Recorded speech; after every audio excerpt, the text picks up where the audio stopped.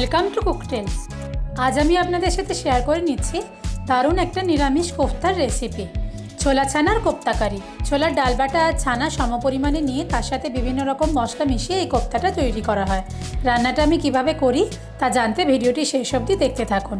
সবার প্রথমে কোফতাগুলো গড়ে নিতে হবে। তার জন্য একটা পাত্রে নিয়ে নিলাম ছানা, ছোলার ডাল বাটা, এরপরে নিচ্ছি স্বাদ মতো নুন, হলুদ গুঁড়ো, লঙ্কা গুঁড়ো, গরম মশলা গুঁড়ো, স্বাদ মতো চিনি, সামান্য হিং, আদা বাটা আর অল্প ময়দা বাইন্ডিংয়ের জন্য। সব কিছু একসাথে ভালোভাবে মাখিয়ে নিয়ে একটা ডো বানাতে হবে।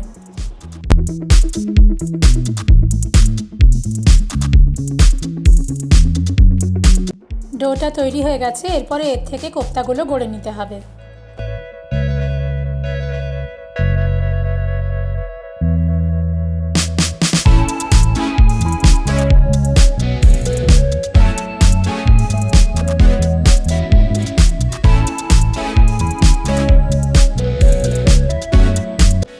এরপরে কড়াতে সর্ষের তেল গরম করে নিয়ে কোফতাগুলো গোল্ডেন ব্রাউন হওয়া পর্যন্ত ভালোভাবে ভেজে নিতে হবে।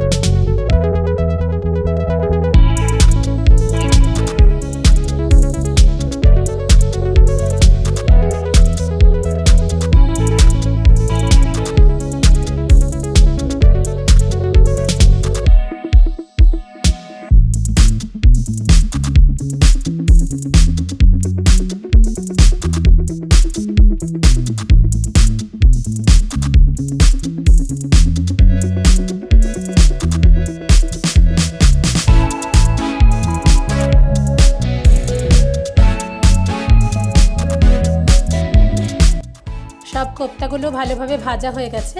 এবারে এই কোফতা ভাজা তেলের মধ্যেই ফোড়ন দিয়ে দিচ্ছি তেজপাতা, গোটা জিরে, শুকনো লঙ্কা আর কয়েকটা কিশমিশ। ফোড়নের সুন্দর গন্ধ বার হলে এর মধ্যে দিয়ে দিচ্ছি টমেটো বাটা। সামান্য নাড়াচাড়া করে নিয়ে দিয়ে দিচ্ছি আদা বাটা।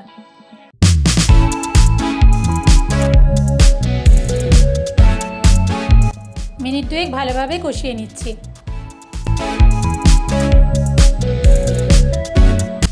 দিচ্ছি সামান্য হিং।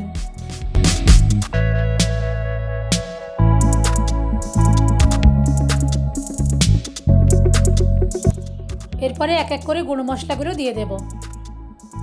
দিয়ে দিচ্ছি স্বাদ মতো নুন, হলুদ গুঁড়ো,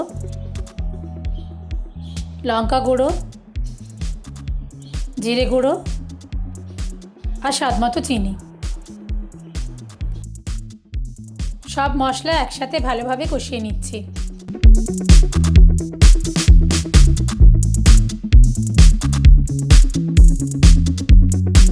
মশলা কষানোর সময় প্রয়োজন হলে মাঝে মধ্যে সামান্য জল দেব, যাতে মশলাটা কড়ার গায়ে লেগে না যায়।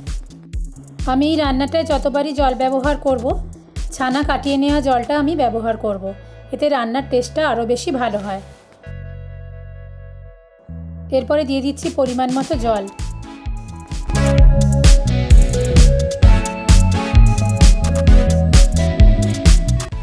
গ্রেভিটা ফুটতে শুরু করলে এর মধ্যে আগে থেকে ভেজে রাখা কোফতাগুলো দিয়ে দেব।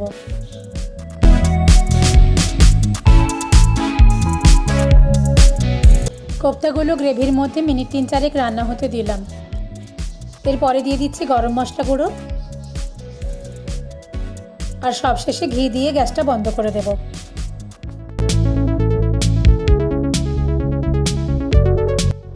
এরপরে মিনিট 5-এর জন্য কড়াইতে চাপা দিয়ে রাখবো, যাতে ঘি আর গরম মশলার ফ্লেভারটা রান্নার সাথে খুব ভালোভাবে মিশে যায়। এই রান্নাটাতে গ্রেভির পরিমাণ একটু বেশি রাখতে হবে। কোফতাটার মধ্যে যেহেতু ডাল রয়েছে, তাই রান্নাটা সামান্য ঠান্ডা হওয়ার সাথে সাথেই ডালটা গ্রেভিটাকে টেনে নেবে। তৈরি হয়ে গেছে আমাদের আজকের রেসিপি ছোলা ছানার কোফতা কারি।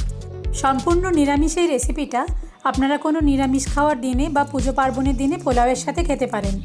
লুচি পরোটার সাথেও এটা বেশ ভালো লাগবে। কোফতা তো অনেক ধরনেরই খেয়েছেন, তবে ছোলার ডাল বাটা আর ছানা দিয়ে বানানো নতুন ধরনের এই কোফতার রেসিপিটা আপনাদের কেমন লাগলো অবশ্যই কমেন্ট করে জানাবেন। যদি ভালো লেগে থাকে ভিডিওটা লাইক আর শেয়ার করে দেবেন, আর আমার চ্যানেলটা সাবস্ক্রাইব করতে ভুলবেন না যেন। খুব শিগগির আসছি নতুন রেসিপি নিয়ে। টাটা।